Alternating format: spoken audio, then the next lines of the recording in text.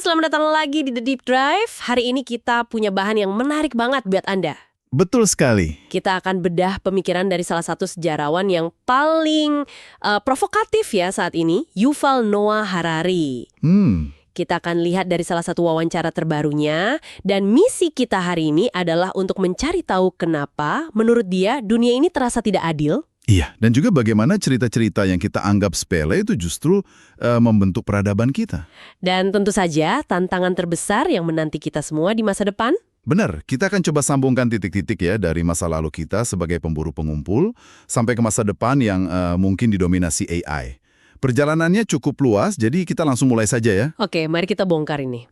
Kita mulai dari idenya yang paling dasar dan mungkin paling bikin kaget. Harari bilang, manusia itu beda dari hewan lain. Gimana tuh bedanya?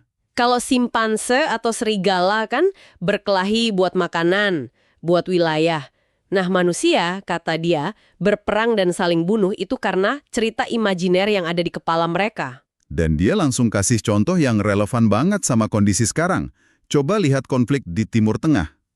Iya. Menurut dia, secara objektif, ini bukan soal kurang lahan. Ada cukup tanah buat semua orang. Buat bangun rumah, sekolah, rumah sakit. Sama seperti invasi Rusia ke Ukraina kan? Rusia itu negara paling luas di dunia. Nah, itu dia. Secara material, mereka nggak butuh tanah lagi. Jadi apa yang mendorong semua ini?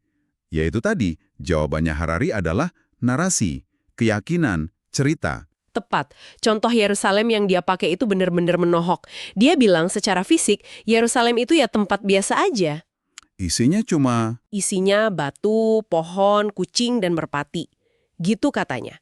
Tapi di dalam imajinasi jutaan orang, batu itu jadi batu suci. tempat itu jadi penuh malaikat dan nabi. Dan karena cerita inilah, orang rela saling bunuh.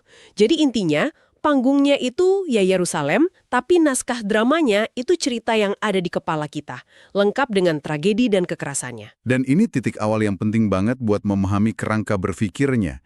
Bahwa bagi manusia, realitas objektif itu seringkali kalah penting dari realitas imajinen yang kita semua sepakati. Uang, negara, korporasi. Hak asasi manusia, semua itu kan nggak ada secara fisik. Itu semua cerita yang kita ciptakan bareng-bareng. Oke, jadi cerita bisa bikin kita saling bunuh demi batu di Yerusalem. Tapi di sisi lain, Harari juga bilang kita justru butuh cerita buat bisa berfungsi sebagai masyarakat. Nah, Gimana kedua hal ini bisa sama-sama benar? Rasanya kok bertentang kan?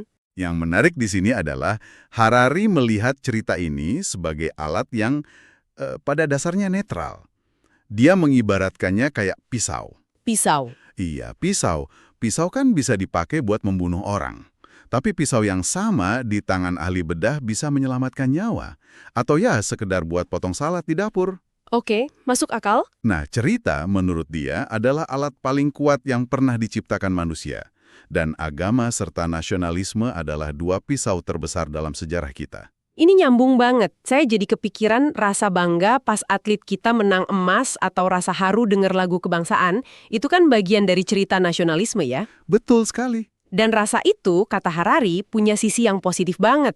Nasionalisme yang sehat, yang akarnya dari rasa cinta dan peduli sesama warga, itu justru prasyarat buat demokrasi. Rasa cinta kolektif inilah yang bikin Anda rela bayar pajak, supaya orang yang nggak pernah Anda temui di ujung negeri bisa dapat layanan kesehatan yang layak. Tepat. Tapi disitulah letak bahayanya. Di mana pisau itu bisa berbalik arah. Nasionalisme jadi sangat berbahaya ketika berubah dari cinta jadi benci. Ketika menjadi patriot itu bukan lagi soal mencintai negaramu, tapi soal membenci orang asing atau minoritas. Hal yang sama berlaku buat agama juga ya. Persis. Harari menekankan, agama itu nggak turun dari langit dalam bentuk jadi. Agama itu diciptakan, ditafsirkan, dibentuk oleh manusia. Dan karena itu, ya bisa dibentuk jadi kekuatan untuk kebaikan atau sebaliknya. Semua kembali ke kita. Jujur ya, saya selalu mikir kalau revolusi pertanian itu pencapaian terbesar manusia. Akhirnya kita bisa berhenti nomaden, bisa bangun kota, peradaban. Pikiran yang umum sih. Tapi dari sumber yang Anda berikan, Harari malah kedengaran kayak kangen sama zaman batu. Aneh banget. Apa yang kita lewatkan di sini? Anda nggak sendirian kok mikir gitu.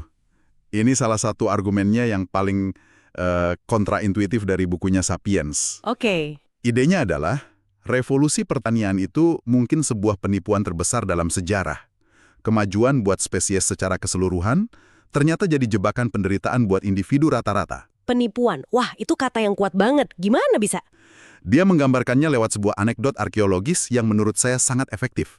Bayangkan arkeolog nemu 2 kerangka kuno. Oke. Satu milik pemburu pengumpul dari 30.000 tahun lalu.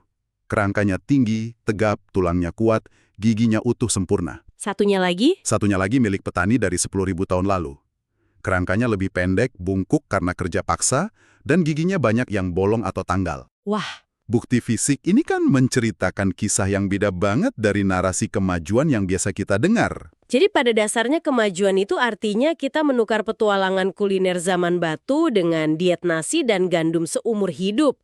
Pantes kerangkanya bungkuk. Mungkin karena bosan juga kali ya. Bisa dibilang gitu. Kehidupan petani itu monoton dan berat banget.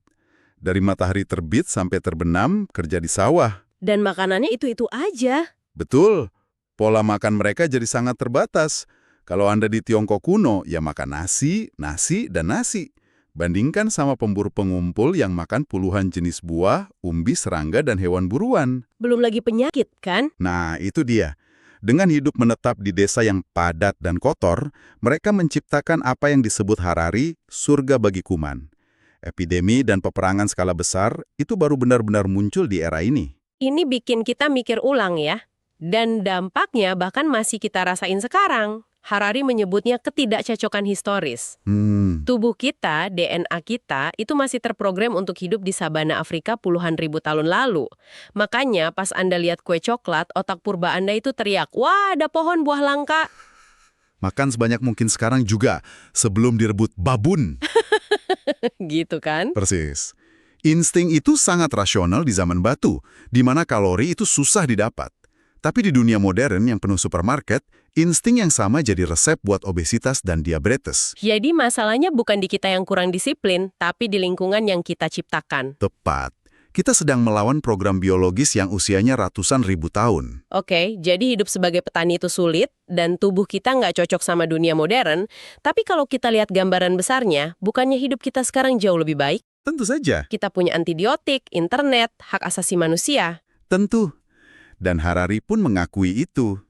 Kalau kita hubungkan ini ke gambaran yang lebih besar, dia bilang 50 tahun terakhir itu adalah masa terbaik yang pernah ada dalam sejarah manusia. Dari kapan sampai kapan itu? Kira-kira dari akhir Perang Dunia II sampai beberapa tahun lalu. Dia menunjuk satu statistik yang luar biasa. Untuk pertama kalinya dalam sejarah, anggaran kesehatan global melampaui anggaran militer. Wah, serius? Iya. Anggaran kesehatan global itu sekitar 10%, sementara anggaran militer turun dari rata-rata historis 50% jadi cuma sekitar 7%. Ini perubahan yang revolusioner. Tunggu dulu. Jadi Harari bilang 50 tahun terakhir itu masa terbaik, tapi sekarang dia dengan tegas bilang masa-masa indah itu telah berakhir. Betul. Itu pernyataan yang besar dan pesimis banget. Apa yang bikin dia seyakin itu? Karena menurutnya, periode damai itu bukan keajaiban. Itu adalah hasil dari keputusan-keputusan bijak yang dibuat manusia setelah trauma 2 perang dunia. Manusia membangun institusi global, bikin aturan main, dan memilih kerjasama daripada konflik. Nah, menurutnya, dalam dekade terakhir, para pemimpin dunia mulai membuat keputusan-keputusan yang sangat buruk. nasionalisme agresif, bangkit lagi, Kerjasama global melemah, dan akibatnya, yaitu anggaran militer meroket lagi di mana-mana. dan seolah itu belum cukup rumit, sekarang kita punya variabel baru yang belum pernah ada sebelumnya. Kecerdasan buatan atau AI. Betul. Dan Harari melihat AI ini sebagai tantangan yang beda secara fundamental. Dia menyebut AI sebagai teknologi pertama dalam sejarah yang bisa merampas kekuasaan dari manusia. Merampas kekuasaan. Iya, bom atom misalnya. Dia kan alat yang sangat kuat, tapi dia nggak bisa memutuskan siapa yang mau dia bom. Butuh manusia buat bikin keputusan itu. Oke. Tapi sistem senjata otonom di masa depan, atau sistem keuangan yang dikelola AI, itu bisa bikin keputusannya sendiri, tanpa campur tangan kita. Tapi ancaman terbesarnya menurut dia bukan soal senjata ya. Bukan, Tapi kembali ke titik awal kita, kemampuannya menciptakan cerita. tepat sekali. Mesin cetak dulu kan cuma bisa nyalin ide manusia, dia nggak bisa nulis sendiri. Tapi AI bisa menciptakan ideologi baru, manifesto politik baru, bahkan kitab suci baru. Dan dia bikin perbandingan yang cukup mengerikan. Dia bilang AI saat ini tuh masih kayak ameba. Organisme primitif bersel satu. Iya, tapi karena evolusi digital itu jutaan kali lebih cepat dari evolusi biologis, kita mungkin cuma butuh 10 tahun buat beralih dari AI ameba ke AI T-Rex. Wah, Dan ini jadi sangat berbahaya bagi demokrasi yang pada dasarnya kan sebuah percakapan. dialog antar warga negara. Betul. Nah, AI punya kemampuan untuk meretas percakapan itu dari dalam. Dia bisa menciptakan keintiman palsu dengan Anda, mempelajari profil psikologis Anda, lalu menekan tombol-tombol emosional yang tepat buat memanipulasi Anda. Jadi kayak ruang publik yang dibanjiri jutaan bot yang masing-masing dirancang khusus buat bikin kita marah, takut, atau benci. Persis. Harari menyebutnya senjata pemusnah sosial massal. Ini berpotensi menghancurkan fondasi kepercayaan yang jadi dasar masyarakat kita. Melihat semua ancaman ini, rasanya pesimis banget ya. Bagaimana Harari melihat ini bermain di panggung dunia saat ini, misalnya dalam konflik-konflik besar yang Anda sebutkan di sumber? Dia memandang perang Rusia-Ukraina sebagai konflik yang paling penting dan menentukan saat ini. Kenapa begitu? Bukan karena jumlah korbannya yang paling banyak, tapi karena pertaruhannya yang sangat besar. Jika Rusia dibiarkan menang, maka aturan paling mendasar dalam tatanan global sejak 1945 akan runtuh. Aturan bahwa Anda nggak bisa begitu saja menyerbu dan mencaplok negara tetangga hanya karena Anda lebih kuat. Tepat.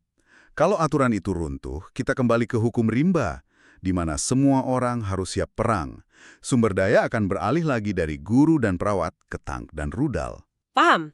Kalau soal konflik Israel-Palestina, bagaimana pandangannya? Nah, pandangannya soal ini juga cukup dalam. Dia melihatnya bukan cuma sebagai konflik teritorial, tapi juga sebagai pertarungan internal untuk jiwa Yudaisme itu sendiri. Maksudnya? Pertarungan antara Zionisme, yang dia definisikan sebagai gerakan pembebasan nasional yang sah, dengan apa yang dia sebut gerakan supremasi Yahudi Mesianik yang semakin kuat. Dia juga kritis terhadap narasi korban ya di kedua belah pihak. Sangat kritis. Masalahnya, kata dia, narasi korban itu melepaskan Anda dari semua tanggung jawab. Kalau Anda merasa jadi korban absolut, Anda merasa nggak perlu melakukan apa-apa selain cari kekuatan lebih untuk melawan penindas Anda. Ini terdengar suram sekali. Apa kita ditakdirkan untuk terus begini, terjebak dalam cerita kebencian? Apa ada contoh di mana manusia berhasil menulis ulang cerita yang paling kelam? Nah, ini bagian menariknya.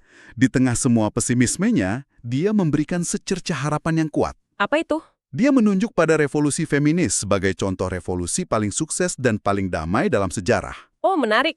Selama ribuan tahun, di hampir semua budaya, cerita yang dominan adalah perempuan itu lebih rendah dari laki-laki. Itu fakta. Tapi, dalam seabad terakhir, cerita itu berhasil diubah secara fundamental, sebagian besar tanpa kekerasan besar-besaran. Ini membuktikan bahwa cerita yang paling tidak adil dan paling mengakar pun bisa diubah. Tepat. Itu membuktikan bahwa perubahan itu mungkin. Apa ada contoh lain yang lebih spesifik soal konflik antar etnis? Ada. Dan ini memunculkan pertanyaan penting sekaligus jawaban yang penuh harapan. Harari percaya nggak ada masalah politik yang nggak bisa dipecahkan. Contohnya? Rwanda. 30 tahun yang lalu terjadi salah satu genosida paling mengerikan dalam sejarah. Hampir 1 juta orang dibantai dalam 100 hari. Seringkali oleh tetangga mereka sendiri. Betul. Kebenciannya begitu dalam. Tapi hari ini, Hutu dan Tutsi hidup berdampingan di salah satu negara yang paling stabil dan sukses di Afrika. Ini menunjukkan, bahkan kebencian yang paling dalam pun bisa berlalu. Tidak mudah, tapi mungkin, jika manusia membuat keputusan yang tepat. Baik, mari kita coba rangkum semua ini untuk Anda. Kita sudah lihat bagaimana cerita-cerita imajiner membentuk dunia kita. Jadi bahan bakar perang sekaligus perekat masyarakat. Kita juga sudah paham soal ketidakcocokan antara tubuh zaman batu kita dan godaan kehidupan modern. Dan kita juga telah menghadapi tantangan kembar dari tatanan global yang mulai retak dan kebangkitan kecerdasan buatan yang mengancam realitas itu sendiri. Pesan utama Harari yang paling menonjol dari sumber ini adalah bahwa tidak ada yang tak terhindarkan. Dunia menjadi seperti ini bukan karena hukum alam, tapi karena keputusan-keputusan yang dibuat manusia. Berarti kita, manusia yang hidup hari ini, bisa membuat keputusan yang berbeda untuk mengubahnya. Tepat.